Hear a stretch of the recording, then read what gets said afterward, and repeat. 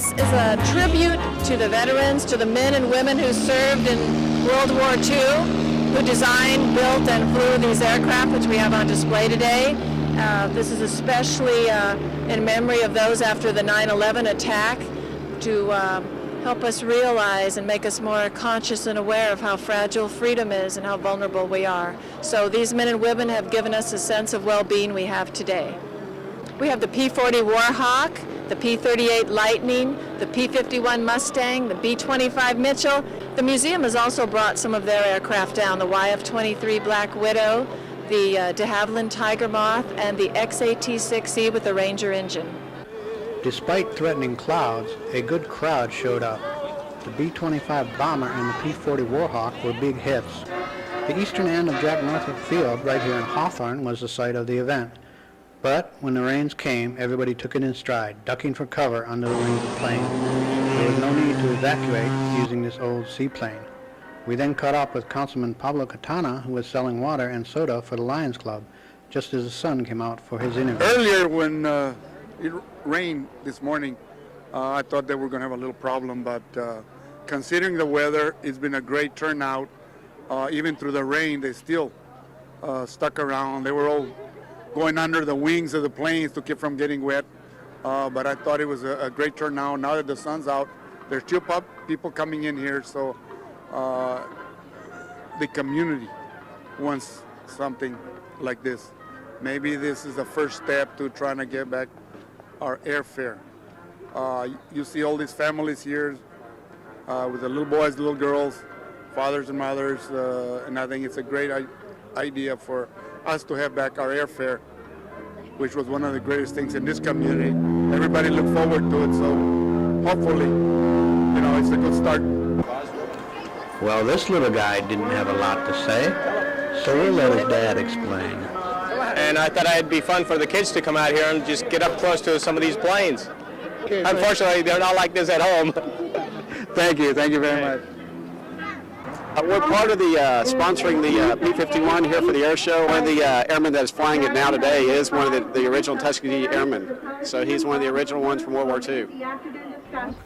Booths were set up inside due to the inclement weather.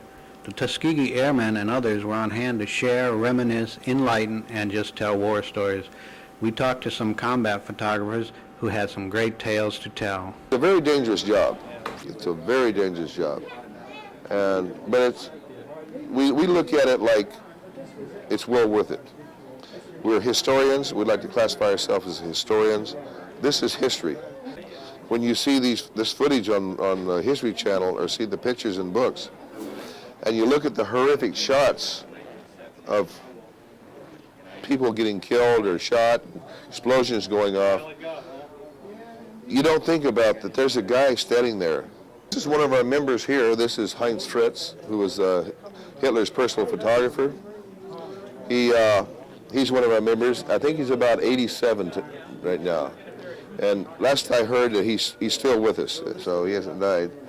This is Bill Clothier. He's the one that filmed the original Memphis Belle movie. He was John Wayne's personal photographer. He shot almost all of John Wayne's movies. He passed away about 6 years ago. The camera he is using is the World War II combat camera that Fairchild invented. The problem is that it looked like some kind of a weapon, so the photographers were getting shot pretty quick with that thing, so they threw it away. This is the surrender of the Japanese on board the USS Missouri. And the series of photographs I have below is Hawaii. They've been shown many places as Pearl Harbor, but this is actually Kaneohe, Hawaii. This is the Kaneohe, there's a Marine base now there. And that's Kaneohe on December the 7th, 1941. This item here is a Leica, World War II Leica. It's a Luftwaffe Leica, made for the Luftwaffe. It's a very nice little camera. It's in excellent condition. And we got this from one of our members. Mr. Jerry Cole, who's with us today, he shot most of these pictures of the B-17s. They're shooting right now, Jerry. Oh, I'm sorry. I'm sorry. I didn't get in on your shot. Now, don't you mess with mine. Forget what I said about these shots shot by Jerry Cole, okay? About 10 missions, yeah. So that first mission, what was that like? Well, as it turned out, on that first mission, I took this particular photograph. And what happened was that I was quite naive at the time. I thought those were German fighters coming up because all of a sudden I saw these contrails going up like that, and I knew they were going to cross, so I waited for that particular moment to take that photograph. And as it turned out, I wasn't even on flying status at the time. And instead of going into London as I normally would, I decided I would fly a mission because not being on combat status, I would have missed the war. So I decided to bootleg myself. So I had all the paraphernalia, and I walked up to one of the planes that I had selected, and just as they started the engines and getting ready to take off, and I said, I'm the photographer, I'm going along. And I probably didn't even get logged on. And I was in extreme trepidation through the whole thing, not because of the combat, but I felt like I shot down, I would have been court-martialed if they ever found out about it. So the thing is that it was very interesting in my first mission, and seeing this particular event take place, because contrails, everybody was photographing contrails because they were very photogenic, but to get it with those planes, as it turned out, they're P-47s, and crossing like that. And I had picked it up when they were down here, and I saw them scribing that arc, and I knew they were going to cross. So I waited for that particular moment to do that. Upstairs were many more displays of model airplanes, maps, photographs, memorabilia, and other artifacts. Many other participants came dressed in period uniforms, and seminars were held on various World War II topics. Changed then to night bombing, and the area stuck with night bombing for the simple reason we couldn't fight our way through in daylight. The aircraft were very vulnerable to attack. The Wellington bomber was really made of cloth fabric on top of it, but it could take tremendous punishment. Yeah? And he cracked up on that island. Nobody was hurt, however. But since I had 4 engines running, and we went down to Palestine after that, why he knocked on my door one day, or the next day, and said, Lieutenant, he was a colonel, so naturally I said, yes, sir.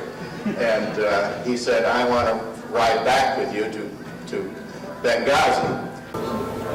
We're following route, and I got to caution you to keep a tight formation, because On the way back, clear skies. Look for fighters.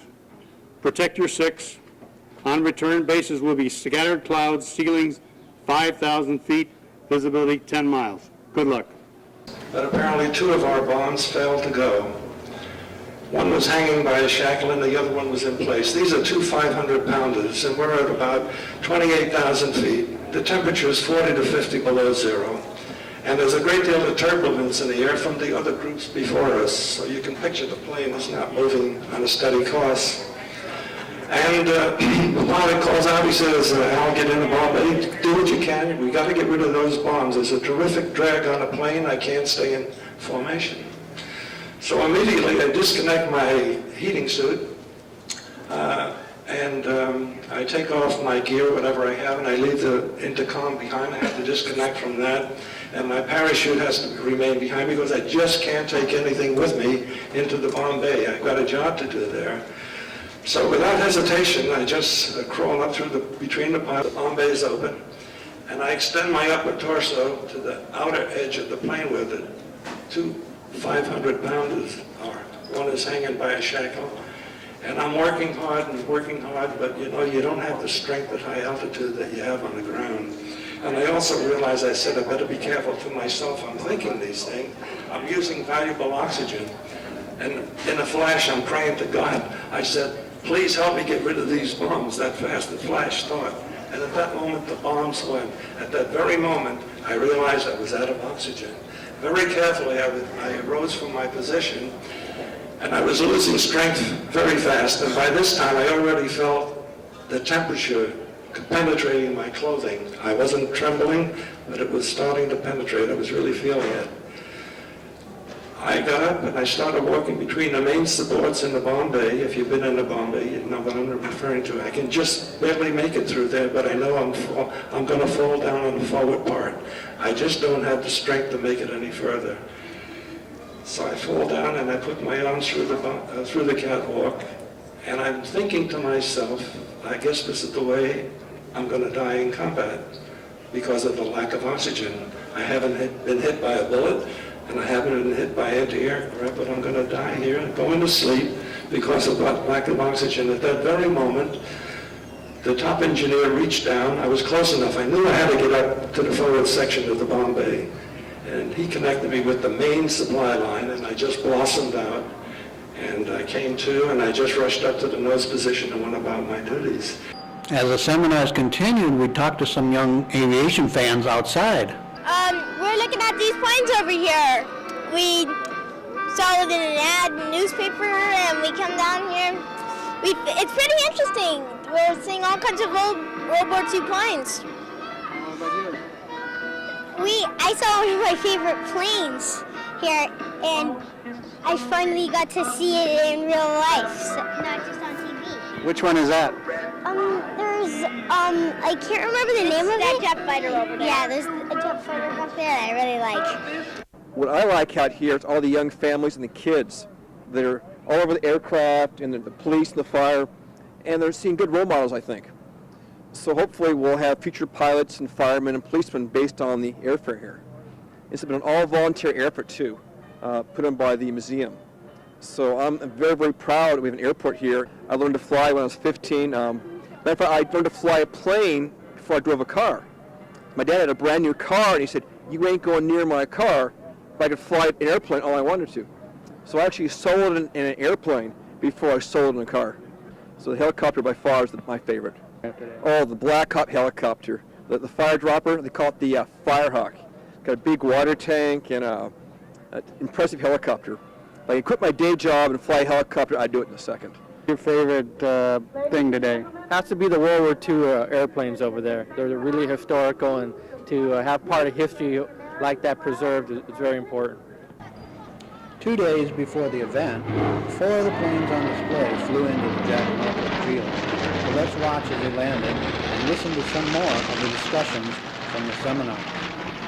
Future lay with the fact that armies fight enemy armies, navies fight enemy navies, but air forces fight enemy nations. And you can then carry the war right to the homeland and take out the industry and also urban morale.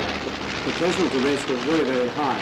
It sent out a dozen aircraft, and we only had 200 total bombers at the beginning of the war, and they were all pretty well obsolete at the start of the war. And the big 4-engine